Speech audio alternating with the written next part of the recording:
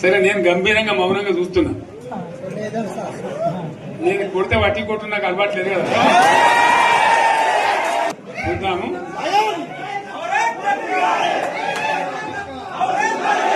నా రోజులు కానీ అన్నట్టుగా నేను చూస్తా ఉన్నా. కానీ మనోళ్ళందరూ కూడా ప్రతిపాదిస్తున్న ఏంటంటే, ఒక సంవత్సరం జరిగిపోయింది, సంగమేశ్వర ఆన్నే పన్నది, బసవేశ్వర ఆన్నే పన్నది, పాలమూరు ఉత్పత్తుల పథకం ఆన్నే పన్నది, కాళేశ్వరం అట్లా ఎండబెడుతున్నారు, ఇవన్నీ అన్యాయాలని. కాబట్టి ఫిబ్రవరి నెలాఖరులో ఒక పెద్ద బహిరంగ సభ పెట్టాలి, మీరు కథ చూడాలి అని జరుగుతూ ఉంది.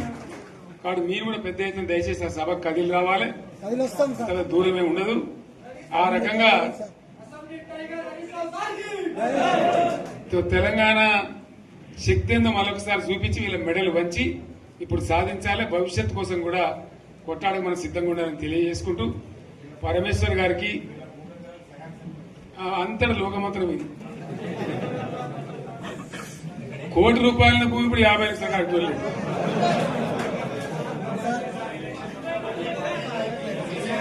ఈ ఒక్కని బాధ ఒక ఆయన వచ్చింది, మన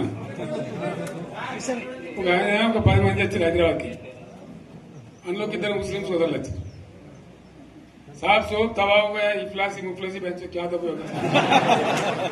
तुम्हारा क्या हुआ बहन, तुम्हारा क्या हुआ, तुम हैदराबाद में तुम लोग हैं. मेरा कारोबार है साहब, मेरा छोटा मोटा कारोबार है, होटल भी है, 70% गिर गया. हर कोई पूछ रहे, हर कोई केसीआर को याद कर रहे सामान.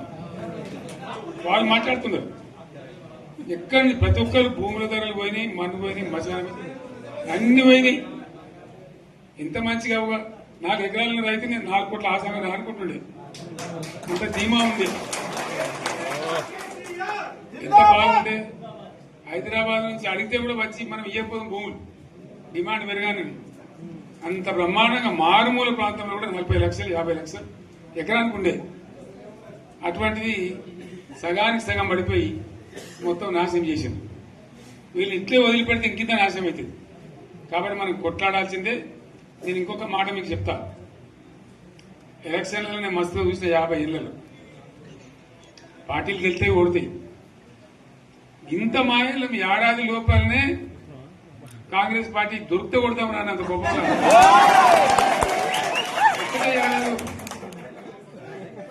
ఇంకా వాళ్ళ బొంద తెలివికి నిన్న వారి పార్టీ మంది పెట్టాలి, అదేందో పోలింగ్ పెట్టిన వాడు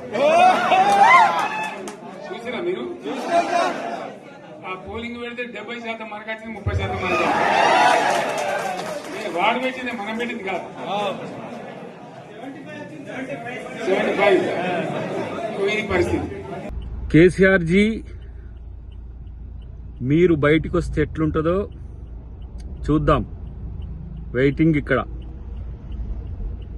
ఎందుకంటే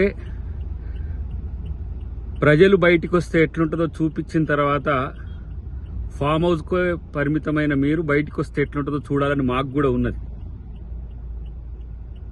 9 సంవత్సరాల పైచిలకు రాష్ట్రాన్ని దోచుకొని ఈరోజు బయటకు వచ్చి కాగ్ గురించి, లేదంటే బడ్జెట్ గురించి, ఆదాయం గురించి చెప్తున్నారు.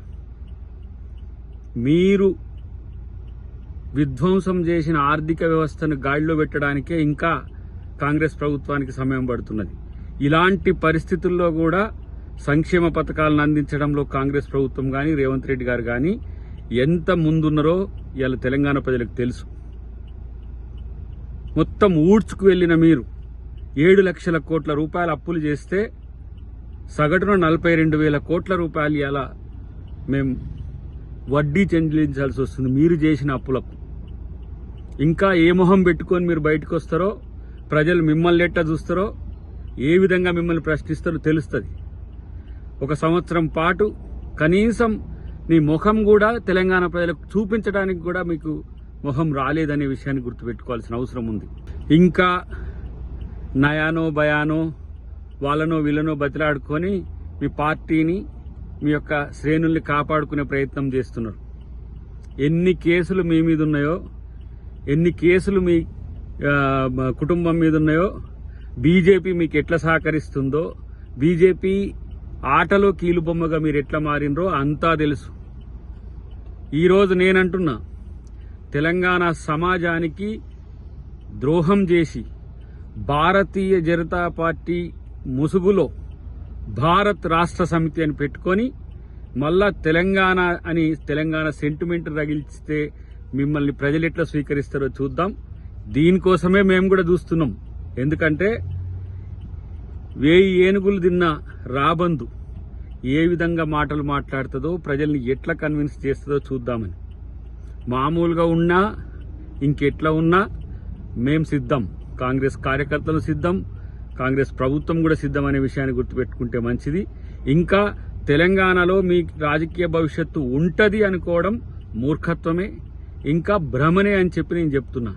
ఎందుకంటే ఇంకా తెలంగాణ ప్రజలు మిమ్మల్ని భరించడానికి సిద్ధంగా లేరనే విషయం మీరు బయటకు వచ్చినాక తెలుస్తుంది. తస్మాత్ చూసుకోండి.